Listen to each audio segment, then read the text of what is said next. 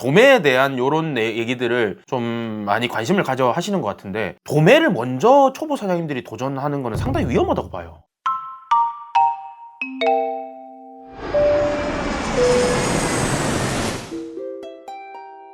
화이팅!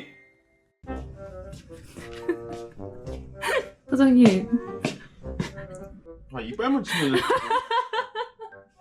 이빨 치는 제조기 뭐예요? 왜 제가 가기만 하면 자꾸 이빨을 닦으세요? 아니 이빨 닦는 시간에 닦는 거예요. 왜요? 저랑 잠깐 얘기 좀 나누시죠. 이빨 닦을 시간은 드릴게요. 이빨 닦자마자 오세요. 오세요.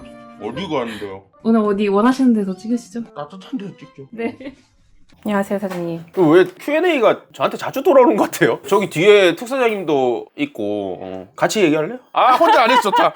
그래도 이제 특사장님 옆에 있으면 마음 편합니다. 왜냐면은 이 아사히사님, 보리사님 이런 사람들은 대가리가 작은데 이분은 대가리가 저보다는 작아도 생긴 게 비슷해가지고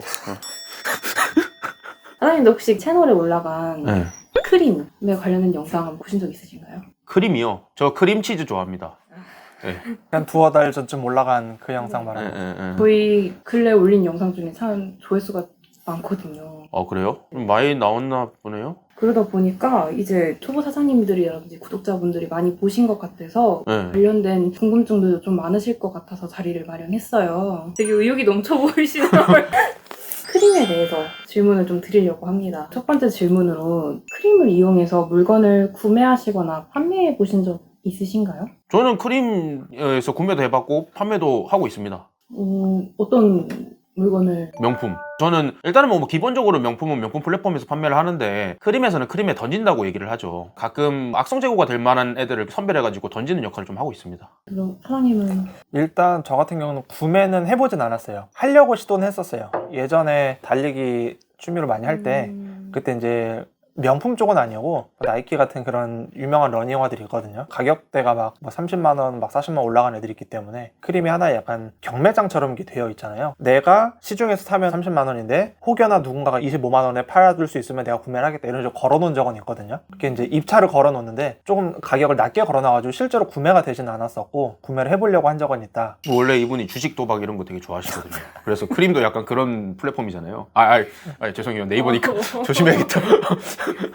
사장님 두 분 다 좀 익숙하시긴 하시겠네요. 저는 익숙합니다. 오늘 제일 중요한 질문일 수도 있는데, 이제 사장님들은 해외 구매 대행 사업을 하고 계시잖아요. 이제 사업하시는 사업자의 입장으로서 이제 크림을 이용한 리셀 사업에 대해서 어떻게 생각을 하시는지. 리셀이라는 단어를 좋아하지는 않는 편이에요. 뭐 어떻게 보면 해외 구매 대행도 리셀이긴 한데 본질이 좀 다른 느낌이 좀 있기는 하거든요. 이게 브랜드사에서 리셀을 권장하지 않는 이유는 자기 상품을 자기들만 좀 팔아야 된다는 그런 인식이 좀 있는 거긴 한데, 돈을 버는 사업의 입장에서는 리셀이나 위탁이나 제조나 이런 것들 상관없다고 생각을 합니다. 근데 제가 생각했을 때 지금 크림이라는 영상이 조회수가 많이 나온다 했나요? 네. 도매에 대한 요런 얘기들을 좀 많이 관심을 가져 하시는 것 같은데, 도매를 먼저 초보 사장님들이 도전하는 거는 상당히 위험하다고 봐요. 이거를 처음에 관심을 가진다? 조회수가 많이 나온다는 건 분명히 초보 사장님들도 많이 본다는 거거든. 거기에 홀려가지고 도매부터 시작을 하면은 10 중에 9은 돈 몇백만 원 정도는 탕진하고 시작을 하는 게 아닌가 싶기는 하거든요.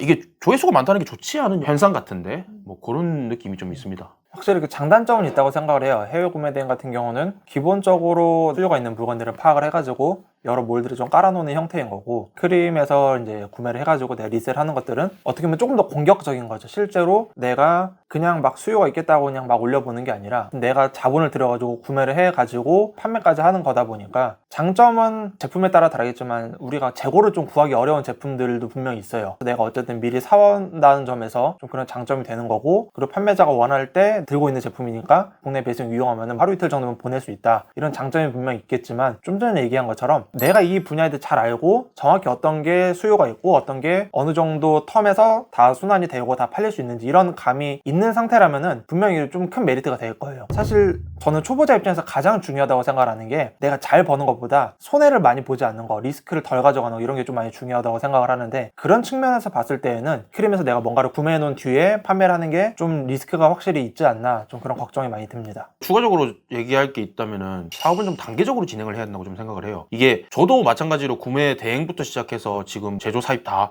해보고 있는데, 이게 그냥 무작정 사람들이 유통의 개념을 가지지 않고 뛰어들었을 때는 제조나 도매 사입으로 바로 들어가는 건 좀 상당히 위험하죠. 위탁으로 맛을 본 다음에 그 자본금을 가지고 도매 사입으로 들어가는 게 저는 좋다고 보고요. 돈이 많은 사람일지언정 그게 낫다고 봐요. 왜냐면 온라인 사업은 학문이 있는 게 아니잖아요. 고등학교, 중학교 때 배우는 게 아니기 때문에 다 똑같은 선상에서 아예 내용이 모르는 상태로 진행이 되는 건데 그거는 돈 많은 사람이나 돈 적은 사람들이랑 마찬가지거든요. 위탁으로 맛을 보고 한두 달이라도 맛을 본 다음에 내가 이 사업을 진지하게 도전할 수 있겠다 싶을 때 도매나 사입, 제조 이렇게 들어가는 걸 좀 추천을 드립니다. 근데 제가 그런 경우가 있었어요.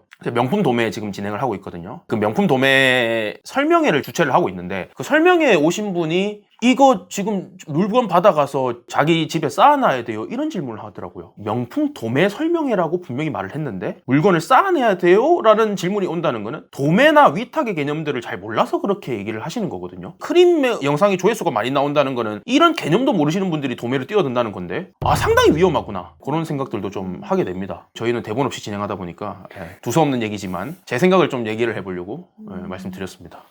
마지막으로 드리려고 했던 질문이 크림 같은 리셀 사업을 저희 구독자분들이나 초보 사장님들에게 추천을 하시나요? 라고 여쭤보려고 했는데 두 분 다 조금은 단계적으로 가는 게 좋겠다고 말씀해 주신 것 같아요. 제 입장에서도 구매 대행으로 저는 시작을 했고 그 다음에 병행 수입을 도전을 했고 그 다음에 브랜드 총판을 했고 그 다음에 명품 도매를 진행을 했고 사입을 진행을 했고 제조를 진행하는 부분이 있었어요. 물론 제가 돈이 없어서 그런 것도 있기는 합니다. 왜냐면 처음에 돈이 없으니까 자본이 없으니 사입을 할 수가 없죠. 지금은 구매 대행으로 번 돈으로 사입을 진행하는 그 단계가 온 거긴 한데 제가 이렇게 밟아갔을 때의 리스크가 많지 않았기 때문에 여러분들한테 그렇게 추천을 드리는 거고요. 뭐 제가 유럽 구매 대행 한다고 해서 구매 대행 추천하냐라고 생각하실 수 있는데 뭐 그것도 맞기는 하죠. 실제로 제가 그렇게 경험을 했기 때문에 그렇게 말씀을 드리는 거예요. 진심입니다.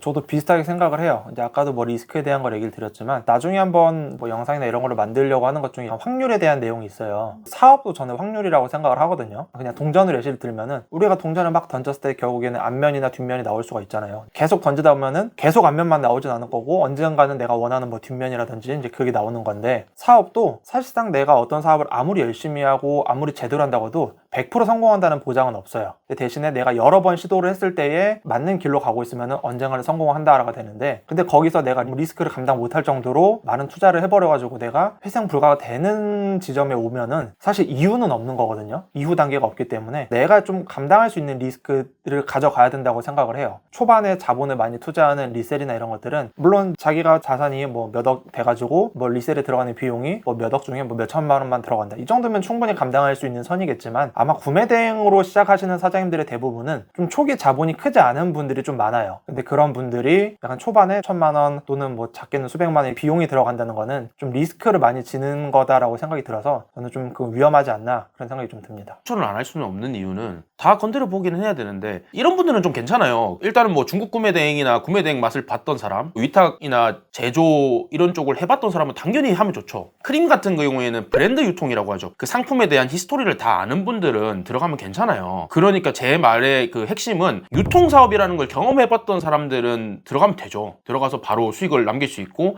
가격만 맞으면 당연히 가능한 사업이기 때문에 근데 그런 걸 한 번도 안 해본 사람들은 하지 마라 이 소리예요. 크림은 5년차 때 들어갔던 플랫폼이에요. 당연히 5년 동안 한 게 있으니 크림을 들어가도 당연히 잘 팔았겠죠. 다른 거를 건드려도 잘 되지 않나. 하나씩 정복해 나가시는 거를 매우 추천드립니다. 같은 생각입니다. 앞에서 다 얘기를 많이 해주셔가지고 저도 이제 사업이라는 게 성향마다 차이가 있을 거예요. 좀 하이 리스크 하이 리턴으로 가져가는 분도 있을 거고 뭐 로우 리스크 로우 리턴으로 가져가시는 분도 계실 텐데 처음에는 좀 로우 리스크로 가져가서 점점 내가 감당할 수 있는 리스크에 맞게끔 그거를 좀 늘려갔으면 좋겠다라는 생각을 합니다. 근데 왜 주식은 넣었다가 꼴아요? 편집.